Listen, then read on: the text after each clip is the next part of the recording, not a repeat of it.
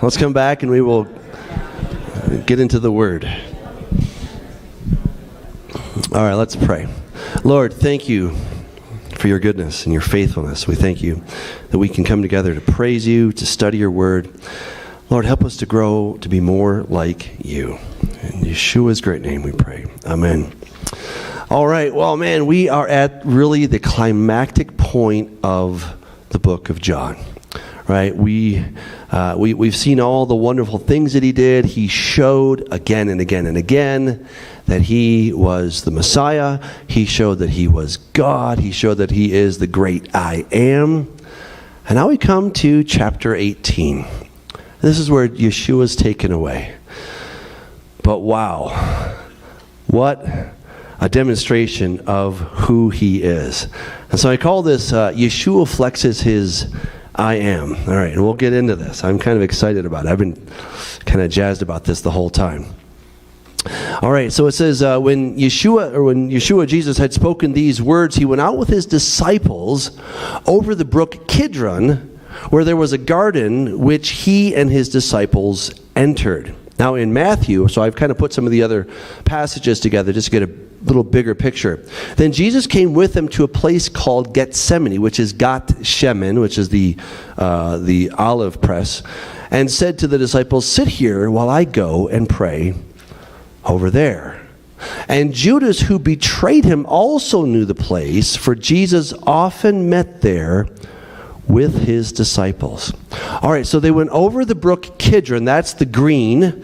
That's right there, down there, the brook Kidron. It's also known as the Valley of Jehoshaphat.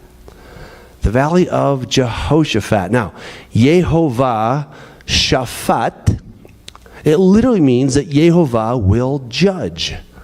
It's the valley of where Yehovah will judge. There's another word for that, which is the word din, or Dan. You've heard of the word Dan, right? Daniel, right? God is my judge. And so there's something else that's going to happen here. There's another name for this, in fact. You probably have heard it explained some other way, but I'm going to present to you that really this is Armageddon. It's the valley of the judgment of the sheaves. Arema is a sheaf. Ge is a valley. Din is judgment. And it's the same place, Armageddon. Armageddon is going to happen right here. Now, technically, Armageddon doesn't yet exist as a place. Why? Because Jesus is going to put his feet on the Mount of Olives and it's going to split in two.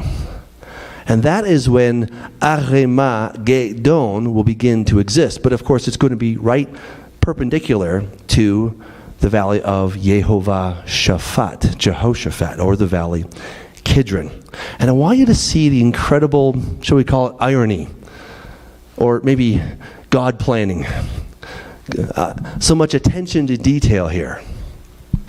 Jesus goes over the Kidron, and they go to the Garden of Gethsemane. This is at the base of what? Of the base of the Mount of Olives.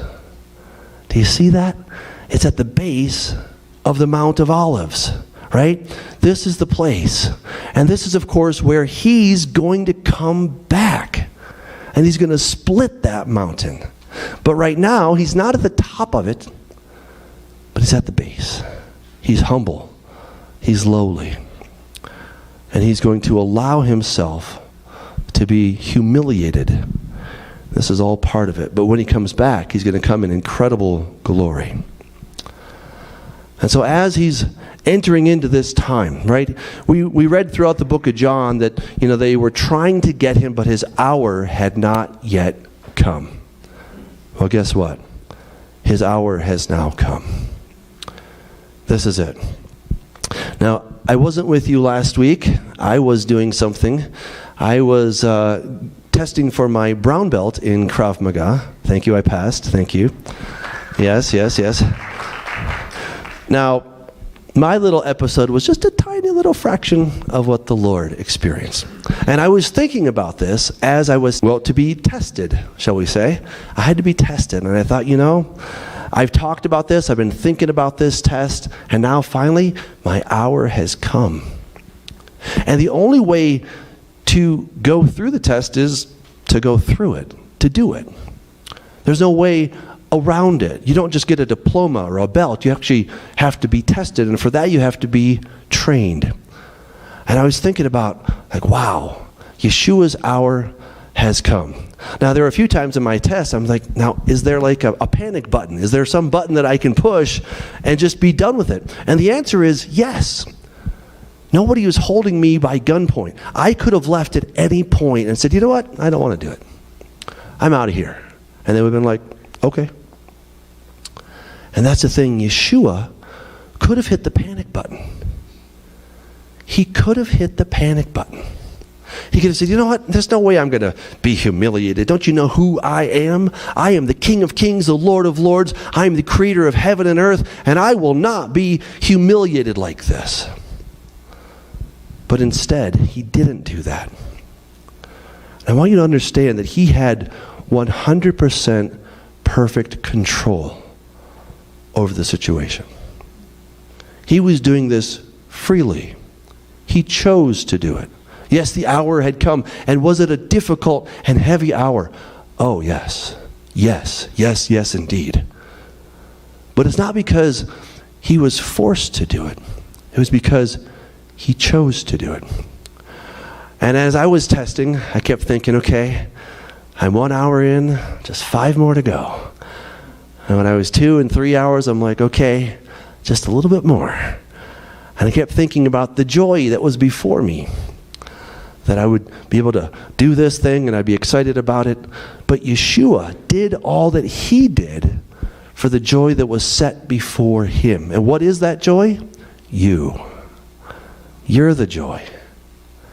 You're the joy. Why did he have to do it? Because the world had been sold into bondage, and we were prisoners and slaves of death. And the only way to get us out of that, to get us out of that pickle that our first parents put us in, was to do this. And sometimes we think, oh, Jesus is God. It really wasn't that hard. It was hard. It was a burden. Look what he says. He took with him Peter and the 2 sons of Zebedee, and he began to be sorrowful and deeply distressed. Now, keep in mind that they had just celebrated the Passover dinner. They had probably about 4 glasses of wine. They were sleepy, for sure. Then he said to them, my soul is exceedingly sorrowful, even to death. Stay here and watch with me. He went a little farther and fell on his face and prayed, saying, oh, Father, my Father, if it is possible, let this cup pass from me. Nevertheless, not as I will, but as you will. He could have hit the panic button, but he was willing to go through with it, to pay this incredible price, to be humiliated in such a way. No one has ever been humiliated like Yeshua. You may say, well, wait a second. A lot of people were crucified. A lot of people had terrible things done to them. That's true. That's true. But those people in question only started out about here. And Yeshua started out way, way, way, way up there, infinitely high. And he was willing to lay all that aside, put it down, lay aside his glory, and to then come and do this. And he asked, Lord, I know the plan, Father, but let's just go over this one more time. Is there any other way? And he listened, and he heard crickets. Okay, there's no other way. I was just double checking. I'll do it. I'm willing. Not as I will, but as you will. Then he came to the disciples and found them sleeping.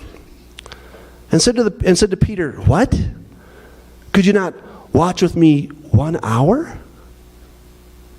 And again, a second time he went away and prayed, saying, oh, my Father, if this cup cannot pass away from me unless I drink it, your will be done. It was a bitter, bitter, bitter cup that he had to drink. And all he wanted from his disciples was just a little bit of fellowship. just be with me in this tough time. Be with me as I'm distressed. I'm going to do it, but it hurts. It's hard. That panic button is real. I could hit it if I wanted to. And since his earthly followers did him no good, it says, then an angel appeared to him from heaven, strengthening him. This was an incredibly tough moment. And he came and he found them asleep again, for their eyes were heavy because of all that wine that they had. And it's night, of course. So he left them, went away again, and prayed the third time, saying the same words. The same words, and the answer every time is silence. The answer is, you have to drink this cup. That's the only way to redeem the planet, to redeem mankind, to redeem my people. Then he came to his disciples and said to them, are you still sleeping and resting? Behold, the hour is at hand, and the Son of Man is being betrayed into the hands of sinners. Rise, let us be going. See, my betrayer is at hand. All right, so he needed some companionship. He needed some moral support from his followers, and they were zonked out. They were just sawing logs, sleeping away. And Peter, the one that would never, ever forsake him, that was willing to go to death, Peter, I'll never deny you, Lord. But guess what? Peter did. Peter did. And at this point, he hasn't betrayed him, but he's awfully sleepy. He's probably still kind of groggy, kind of waking up. But Lord, we got to be going. My betrayer's at hand. Huh? I probably not keeping track of really what's going on. Here comes Judas.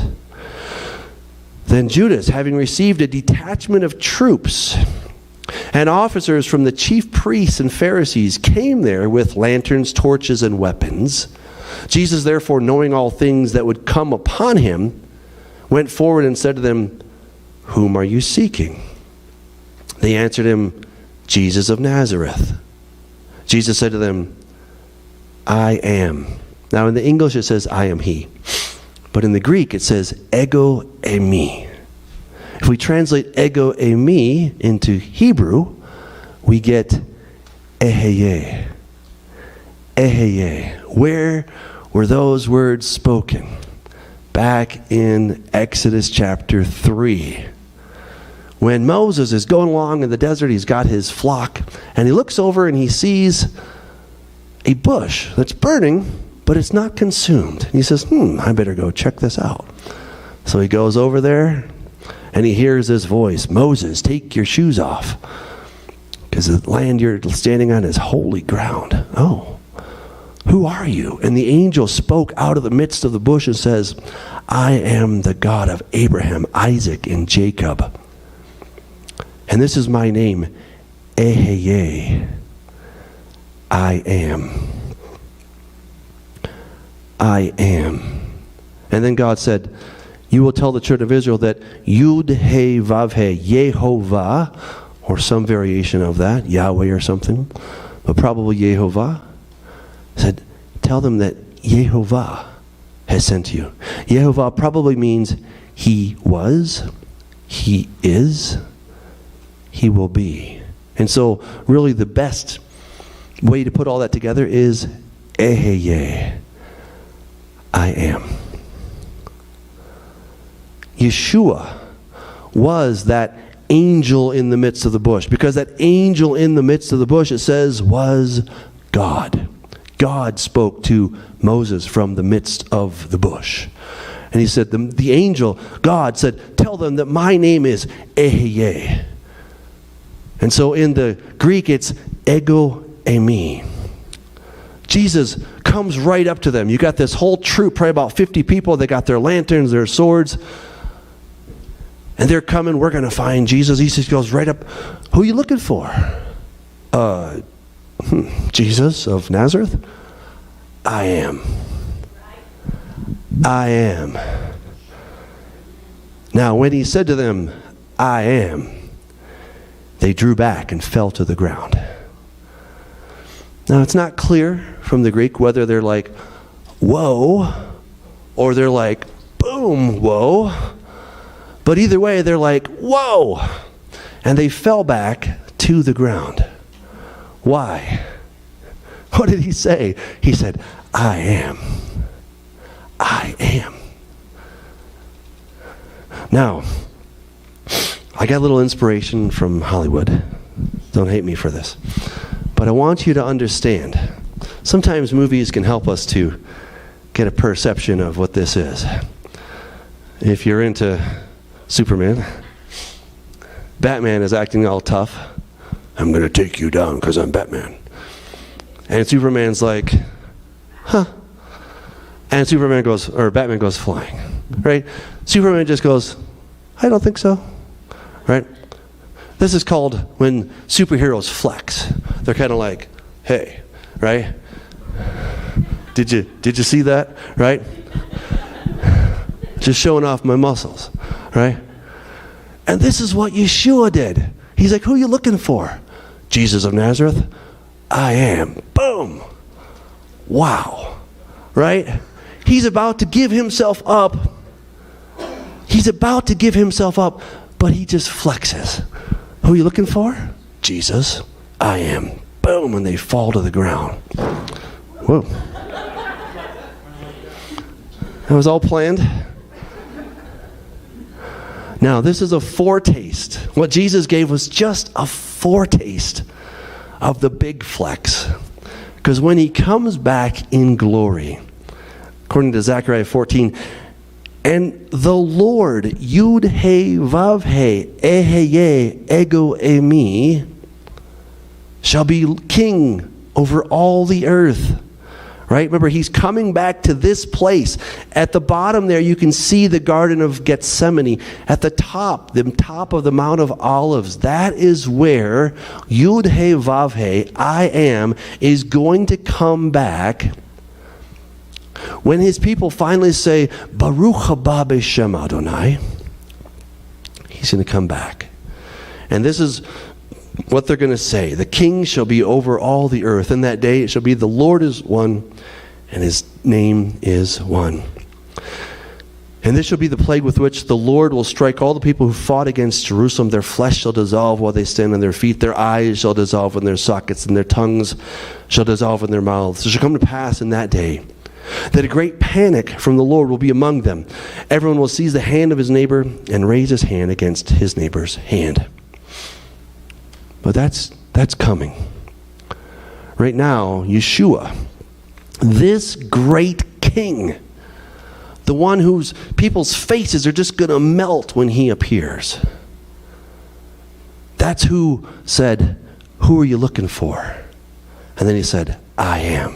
And they fell back. You have to understand that Yeshua was constraining himself. Constraining himself. He allowed himself to be taken. Then he asked them again, whom are you seeking? And they said, Jesus of Nazareth. Now in the book of Matthew, we learn this. Now his betrayer had given them a sign saying, whomever I kiss, he is the one, seize him. Immediately he went up to Jesus and said, greetings, Rabbi, and kissed him. But Jesus said to him, friend, why have you come? And in John, Jesus answered, I've told you that I am. Therefore, if you seek me, let these go their way, that the saying might be fulfilled which he spoke, of those whom you gave me, I've lost none. Isn't that amazing? Here they come for him. He does a little flex.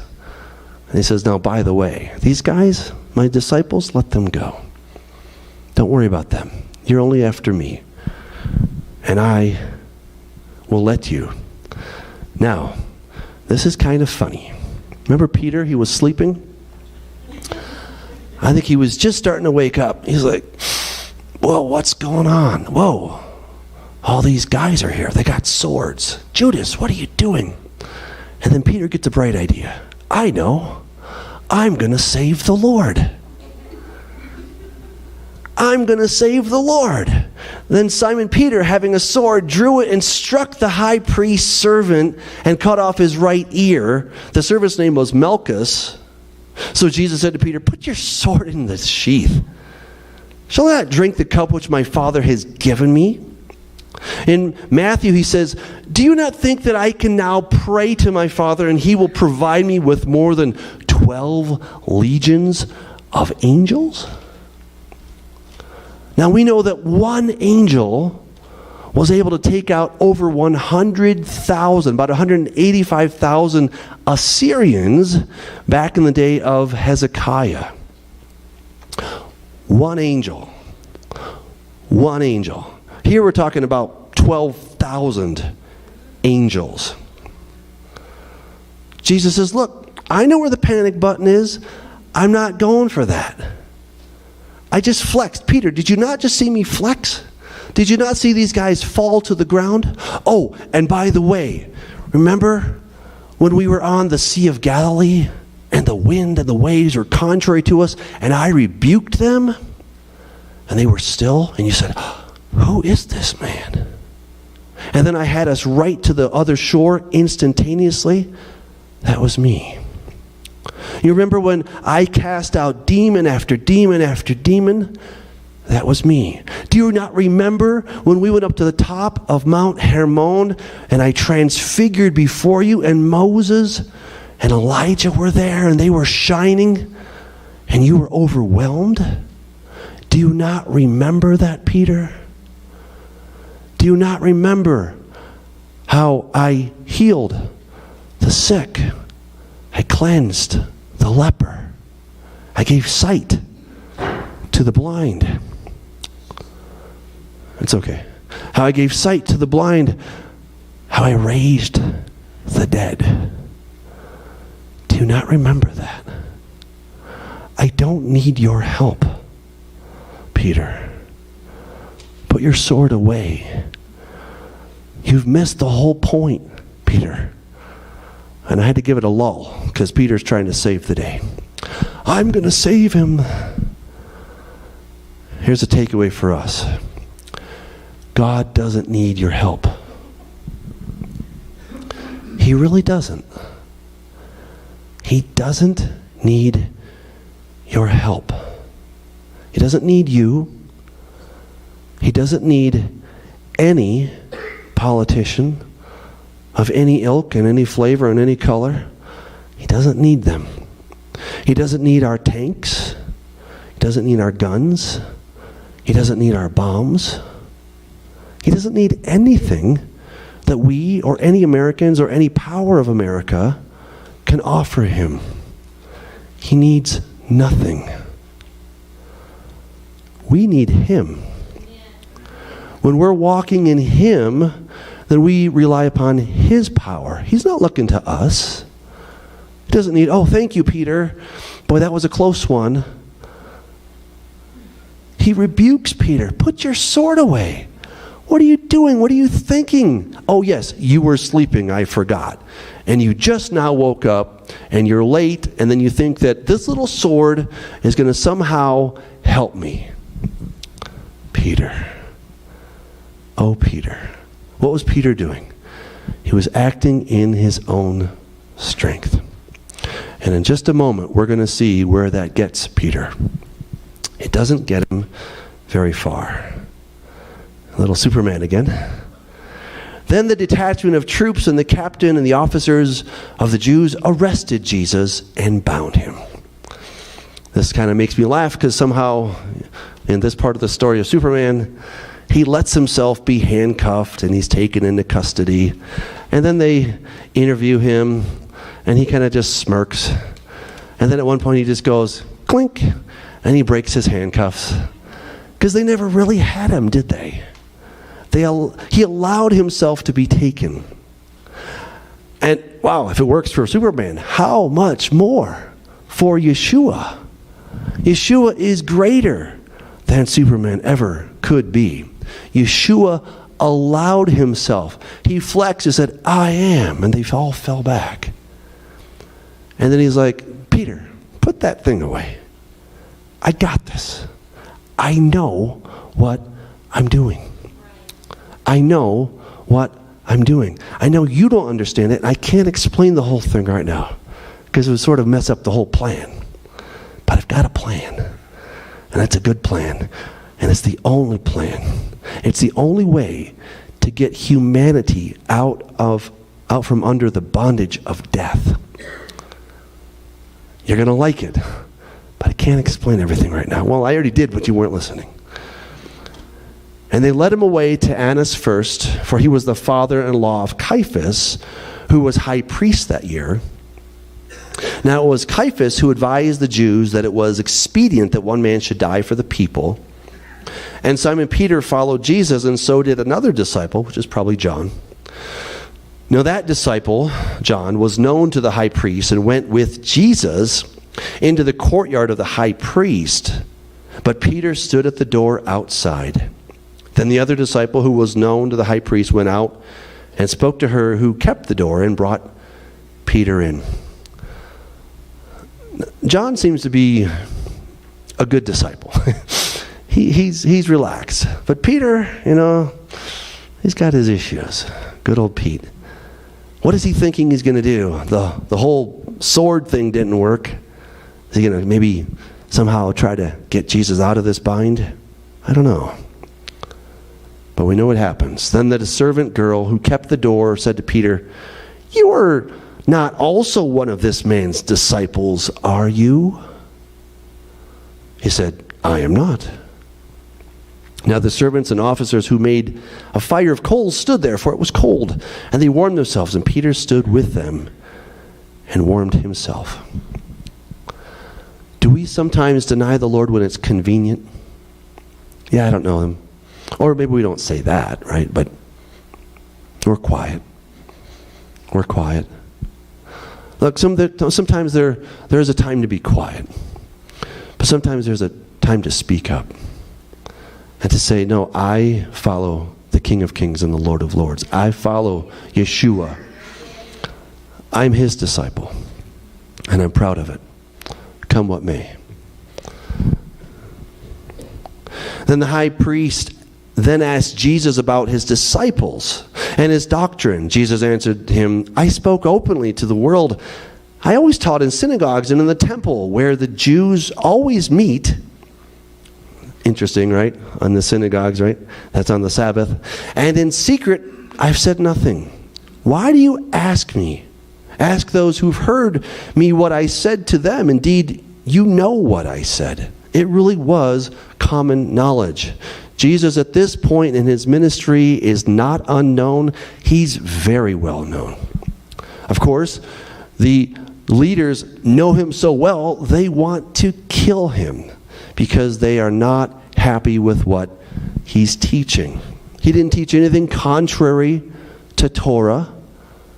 He never once said anything against the law. What did he do that made them so mad? He went against their interpretation. He went against their traditions about the law, but not the law itself. When so many of our Sunday Christian brothers, kind of your garden variety Christian brothers, when we talk to them, they often think that what the Pharisees were doing, what they were teaching, was the Torah. But it wasn't. It was the traditions of the fathers. What Jesus was doing was keeping perfectly in every way, and not to the letter of the law, but to the spirit of the law. He was keeping and doing those things. Because God is love. And what does he want from us? To love the Lord your God with all your heart, soul, and strength, and to love your neighbor as yourself. It's all about love. What does it look like to keep Torah? It means to love God and to love your neighbor. To love God and to love your neighbor. That is what Torah is all about. This is why we focus on the person of Yeshua. Because if you're looking for the perfect rabbi, if you're looking for the perfect understanding of what does it mean to keep Torah, look no further than Exhibit A. Exhibit Eheye. Exhibit I am. That's the exhibit that you should be looking at and modeling your life after. Can we learn things from the rabbis? Yes, we can. Can we learn things from other teachers and Christian pastors? Yes, of course. Those all help us to understand. But the one that we need to go to, the authority that we go to, is Yeshua. He's the one. And what does it look like? It looks like Him. It looks like Him when it comes to keeping the commandments. And when he had said these things, one of the officers who stood by struck Jesus with the palm of his hand, saying, "Do you answer the high priest like that?" Jesus answered him, "If I've spoken evil, bear witness of the evil. But if well, why do you strike me?" Then Annas sent him bound to Caiaphas, the high priest. Now in Matthew 26 it says, "Now the chief priests, the elders, and all the council sought false testimony against Jesus to put him to death. But they found none. Even though many false witnesses came forward, they found none. But at least 2 false witnesses came forward and said, 'This fellow said, I am able to destroy the temple of God and to build it in 3 days.'" It's not exactly what he said, so they're taking that out of context, of course. But we know that Jesus was talking about his body. That there's something far greater than a physical structure made of stones. Because what was inside that temple? Let's go back to the tabernacle. What was inside of that was so precious, so important? It was the presence of God. It was the presence of God that was there. And the edifice was necessary. Just if you need to review this, go back to the book of Numbers. There was one place where the people were out hanging out with God, right? God's presence as a pillar of fire or a cloud by day. They're all just kind of hanging out in the wilderness. And then what do? They start to complain. "Oh, it's lousy out here. We want to go back to Egypt because it was so much better. The Wi-Fi was better. And we got to have all these wonderful snacks back there." "Yeah, but you were slaves." "Well, yeah, but still. We got to sit by the pot and just take the meat out of there." "Yeah, like once a year. You didn't get to do that all the time. What are you talking about?" "Well, we sort of forgot, but still it was great." And they're complaining. "Did you bring us out here to kill us? Weren't there enough graves in Egypt? You had to bring us out of the wilderness to kill us?" The Lord hates us. He wants to kill us. They were slandering God again and again and again. They were slandering God. Until finally God's like, "You're starting to make me mad." And then there's this place, it's called Tavera. It's because God blew a fuse. And he kind of broke out, right? God's fire, that pillar of fire, somehow they just got used to it. And that pillar of fire just broke out and it started killing people. Because they were complaining. And so Moses had to intervene. That was one time. Then there was another time, "It's so terrible out here." They were complaining again. And so then God sent these snakes, these fiery serpents in the wilderness. And then they had to put a serpent on a pole and said, "Now you got to look to this thing. And when you look at it and it's raised up, you'll be saved." Of course, that's a picture of what Yeshua was about to do. And so just hanging out with God, unprotected in this sense, it had some pretty tough consequences because they got burned up on many occasions. And so God's like, this isn't going to work out too well. Tell you what, we're going to have a tabernacle. I'll have some priests in there. They will be the ones that will intercede on your behalf. And they'll take the blood and they'll do all these different things. And then we can still have fellowship, but I won't keep blasting you all the time. It'll be better, trust me. But the whole point was to have fellowship. That's what God wanted. But because of our sin problem, God's like, let's do this whole tent thing. And then that tent became a structure. And then they started to think that the structure was the relationship. But the structure isn't the relationship. It's merely a means, it's a way, it's an end to the relationship. It's not the relationship. The whole point, way back in the garden, was for man and God to walk together. And in the book of Revelation, we see that that's going to happen again. We're going to see him face to face. He's going to wipe away every tear from our eyes, and he's going to lead us by streams of living water. And we will be with him, and he will be with us. He'll be our God, and we'll be his people. And we'll enjoy this incredible fellowship forever. So it was never about the temple. That was simply a means to an end. But they forgot that. And the high priest arose and said to him, "Do you answer nothing? What is it these men testify against you?" What is it that they testify against you? What were they testifying? I shared this with you before, but this is from Chabad.org, talking about Mashiach ben Yosef. Remember, there were two messiahs, and there still are two messiahs that rabbis talk about. We all know about the Messiah ben David, Mashiach ben David, Messiah son of David. It's Yeshua. But there was another Messiah that they were expecting. Mashiach ben Yosef. Why the son of Joseph? Well, if you remember the story of Joseph, let's see here. He had these dreams, and then he was betrayed by his brothers. He was hated by his brothers. He went to his brothers, and what did they do? They sold him into slavery. And then he became a prisoner. And then he was raised up to the highest position. He was at the right hand of the power. And then his brothers came one day, and they couldn't see him. All they saw was an Egyptian. And it was only when he revealed himself that they're like, Joseph, our brother, we're really sorry. Don't kill us. He's like, I'm not going to kill you. I'm not in the place of God. God brought me here. You meant it for evil, true. But God brought me here to save lives. To save lives. That's the role of Mashiach ben Yosef.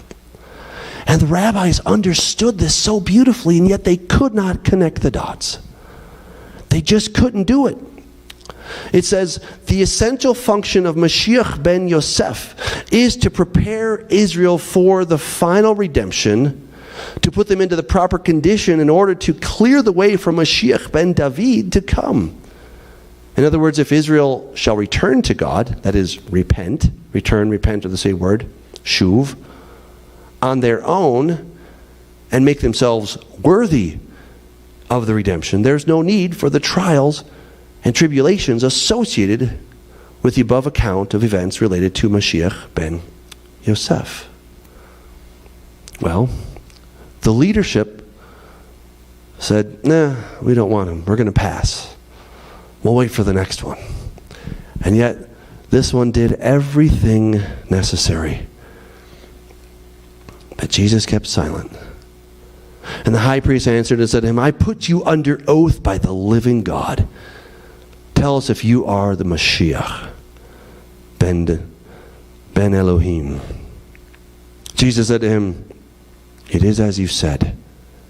Nevertheless, I say to you, hereafter you will see the Son of Man sitting at the right hand of the power and coming on the clouds of heaven. Then the high priest tore his clothes, saying, he's spoken blasphemy. What further need do we have of witnesses?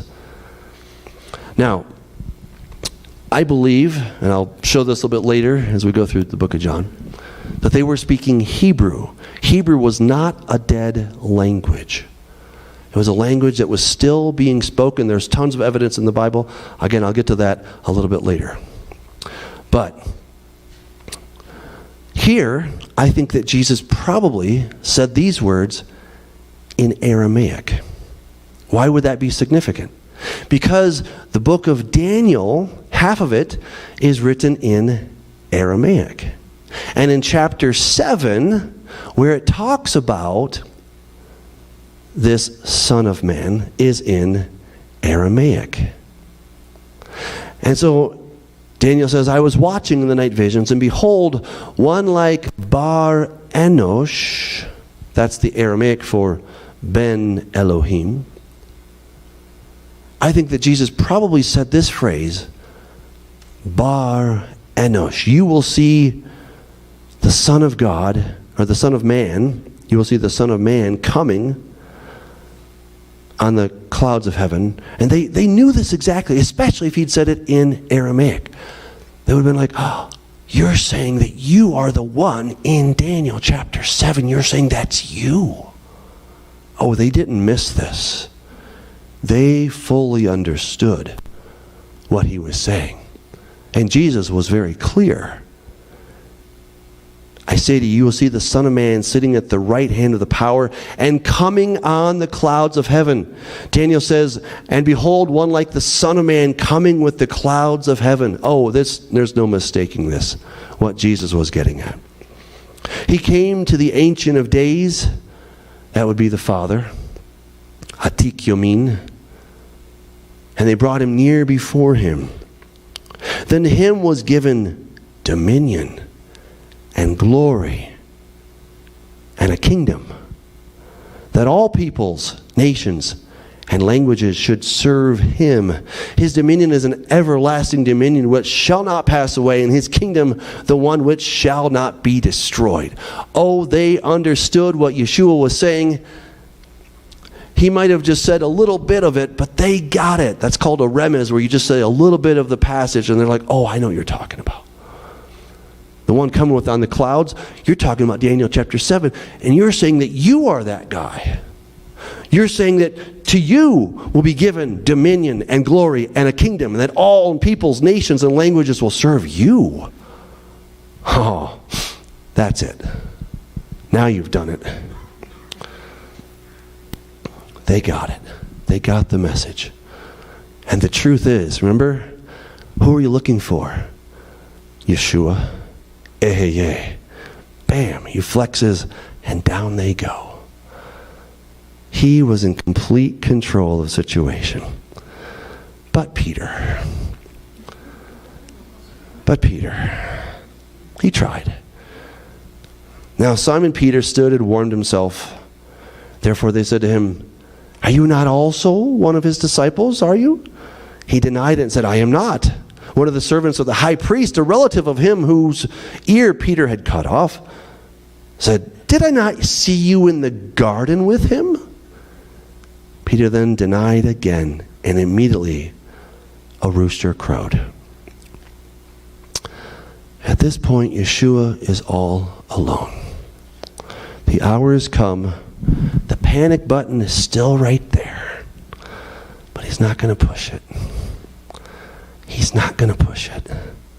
Everyone has deserted him, maybe save John. But Peter, I'll never deny you, Lord. Peter's denied him. He's all alone.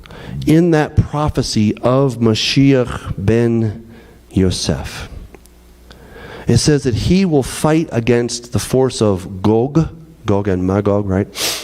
Gog, and that he will be killed in that battle. I've done some research, and the name Gog actually comes from ancient Sumerian, and it means death and enmity. Wow. So Jesus is going to die in the battle against death and enmity. That's interesting, because that's where we are in the story. He's willing to be killed by death and enmity so that he can do what? So that he can overcome death and enmity. And in that same prophecy of Mashiach ben Yosef, it says that after 3 days, he'll be raised to life. After 3 days, he'll be raised to life. Wow. Peter's alone. Peter denies him, and Yeshua's alone. I have a clip from the Passion. They did it in Aramaic, which I think they should have done in Hebrew, but we'll let them slide. And he thinks back to just a little bit earlier, several hours earlier. One of you is going to betray me. Oh, I never will, Lord. Peter, I tell you that before the rooster crows, you're going to deny me 3 times. No, that can't be true. Yeah, but I've prayed for you. And it says that Peter goes out and he wept bitterly.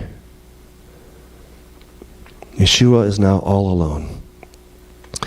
Then they led Jesus from Caiaphas to the praetorium, and it was early morning. But they themselves did not go into the praetorium, lest they should be defiled, because they thought Gentiles would defile them, but that they might eat the Passover. Pilate then went out to them and said, "What accusation do you bring against this man?" They answered and said to him, "If he were not an evildoer, we would not have delivered him up to you, and yet there's no charge." Then Pilate said to them, "You take him and judge him according to your law." Therefore the Jews said to him, "It is not lawful for us to put anyone to death," that the saying of Jesus might be fulfilled, which he spoke, signifying by what death he would die. So this, even though it's not obvious in the text, but what it's saying is that he would be crucified. Why? Jews never crucified anybody. That was not part of their shtick. They were supposed to stone people, right? That's what God called for. And of course, we later see this with Stephen, that he was stoned. So they potentially could have tried to stone Jesus, but they didn't want to do it. They wanted the Romans to handle this. And of course, how did the Romans kill people? Well, if you were a Roman, you got off easy. They only cut off your head. What a deal. But if you were not a Roman, that is, you were not human, you were subhuman, you're one of those other things, because you were not a Roman citizen, well, you had the luxury of being crucified. Because they wanted to let the vermin know that we don't like you. And if you mess with us, we're going to make you remember it. And we're going to do this guy that we just crucified and this guy, and they would do them all along the side of the road on either side. So when you came into the city and you saw all these crucified people, you're like, what happened to them? Oh, you know what happened? They went against the Roman Empire. Not a good idea. You go against the Roman Empire, we got a spot for you. You don't want to do that. And so it was common knowledge that this is how the Romans would kill people. And this is what Yeshua had been talking about again and again. Then Pilate entered the praetorium again, called Jesus, and said to him, "Are you the king of the Jews?" Jesus answered him, "Are you speaking for yourself about this, or did others tell you this concerning me?" Pilate answered, "Am I a Jew? Your own nation and the chief priests have delivered you to me. What have you done?" Isn't this funny? Who's interviewing who here? Pilate's the one in control, but Yeshua's interviewing him. He's interviewing him because he never lost control. He decided to drink the cup. He answered, "My kingdom is not of this world." Remember that whole little skirmish in the garden? Who are you looking for? Yeshua. Oh, I am. Boom, and they all fall to the ground. I am. This isn't it. My kingdom is not of this world. If my kingdom were of this world, my servants would fight so that I should not be delivered to the Jews. But now my kingdom is not from here. Pilate therefore said to him, "Are you a king then?" Jesus answered, "You say rightly that I am a king. For this cause I was born, and for this cause I have come into the world, that I should bear witness to the truth. Everyone who is of the truth hears my voice." And Pilate said to him, "What is truth?" And when he had said this, he went out again to the Jews and said to them, "I find no fault in him at all." Pilate realized, this guy, I don't know. And we even know that Pilate's wife was actually somebody who was practicing Judaism, and that she had a dream and said, "Leave this guy alone. He's bad news. You don't want to get mixed up with this whole thing." So Pilate had all these different things going through his mind. And Yeshua says, everyone who is of the truth hears my voice. What is truth again? Truth is that which conforms to reality. It's what is. We can say things contrary, but it doesn't change any facts. What is, is. You can make up stories and myths and legends and fables. You can lie about it through your teeth, but it doesn't change the facts. And Yeshua told us that, he said, I am the way, the truth, and the life. And so he came to bear witness of indeed himself, of his Father, of what is true, of his Torah, his instructions.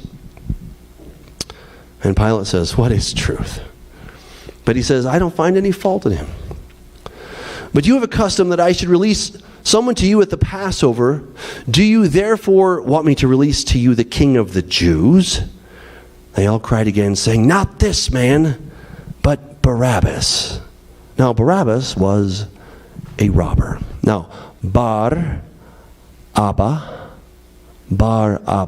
means son of the Father. Do you want the son of the Father?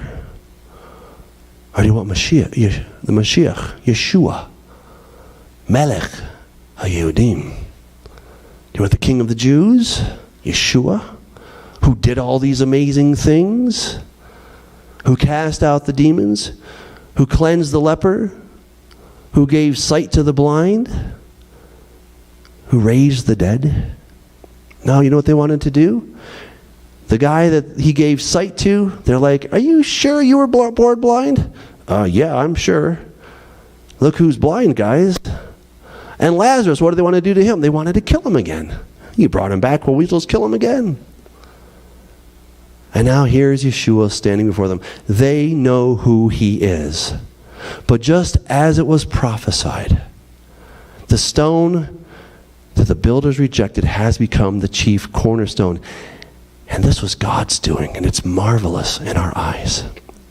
There's this partial blindness that came over the leaders of the Jews so that they could not see it. But the truth is, we've all been blinded in many, many ways. And we're just now starting to see. And so they chose the Son of the Father, who was a robber. What did Jesus tell us? The thief does not come except to steal and to kill and to destroy. I have come that they may have life, and that they may have it more abundantly. I am the good shepherd. The good shepherd gives his life for his sheep. They want the Son of the Father. Who did Yeshua say that the disciples were? He said that you are the sons of your Father. Well, we only have one Father, and that's God. No. Your dad is the other guy, Satan. Because you follow after what he's been teaching, which is thievery, robbery, stealing.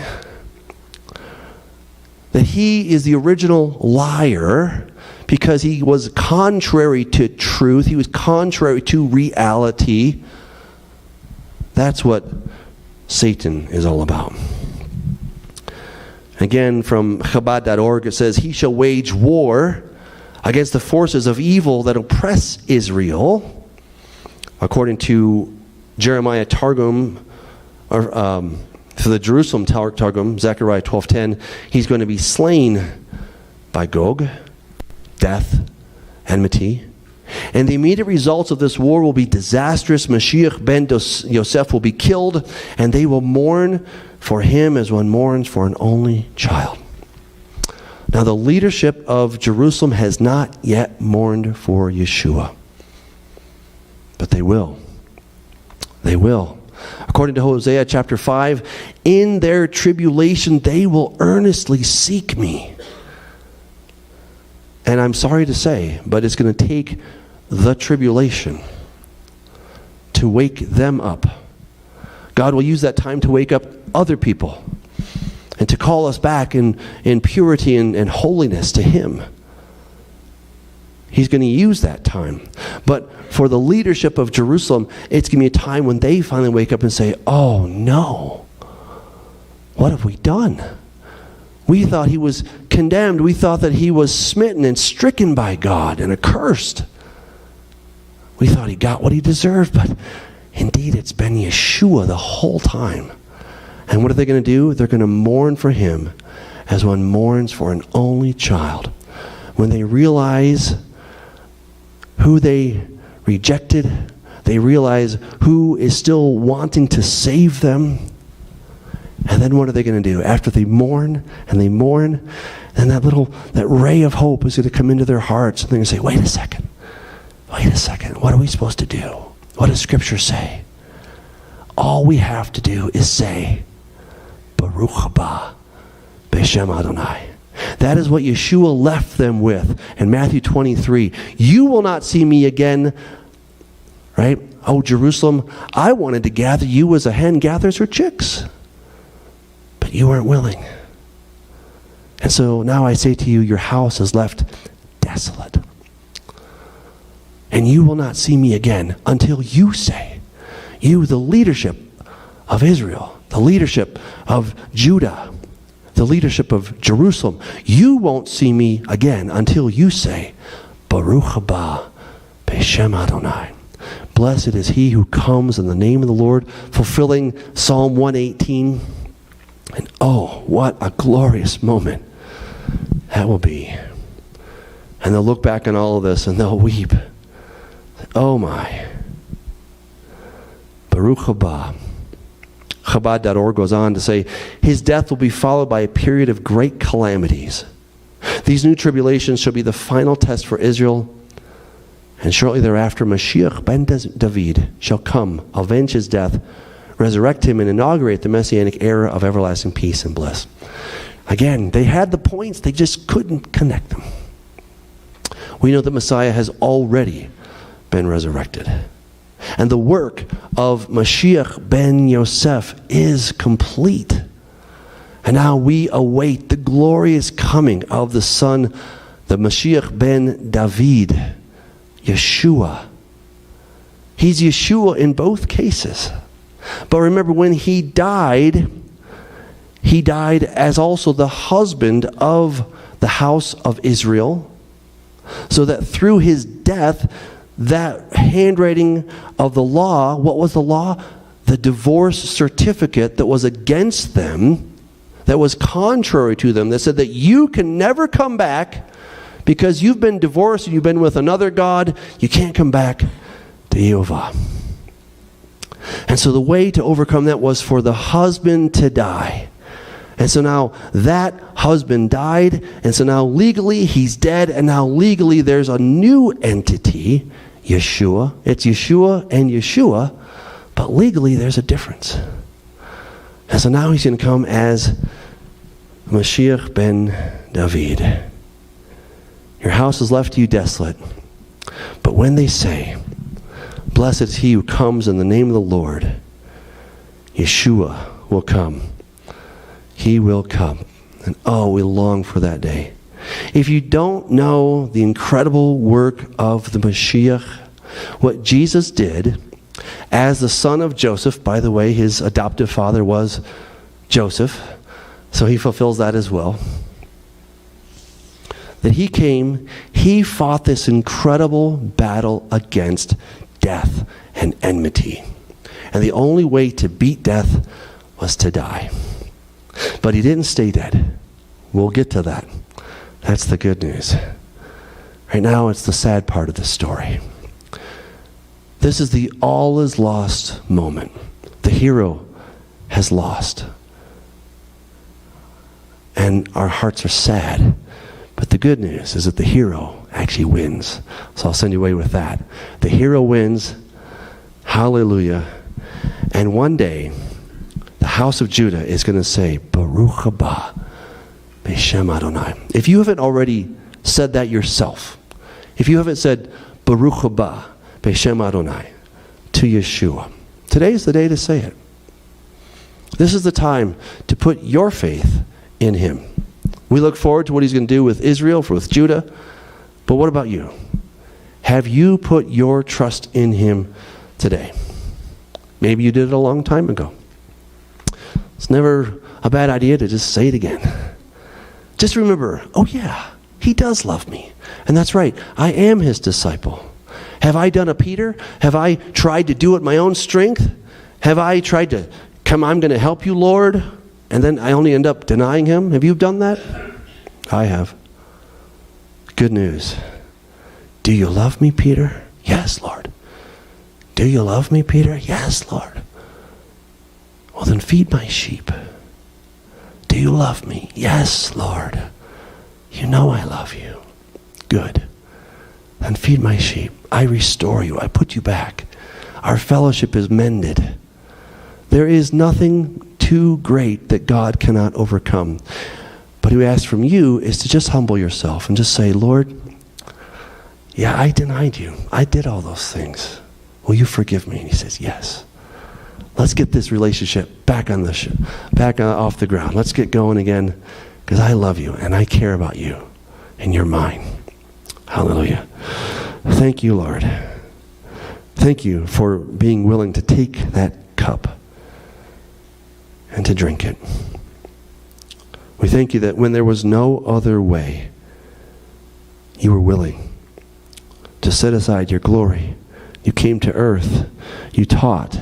You were rejected by your own countrymen. And then when they continued to reject you, when they chose the robber instead of the source of life, you accepted that, and that you were beaten, and that you were crucified. And we thank you, Lord, that you are willing to do that for us. We love you in your great and precious name, Yeshua. Amen.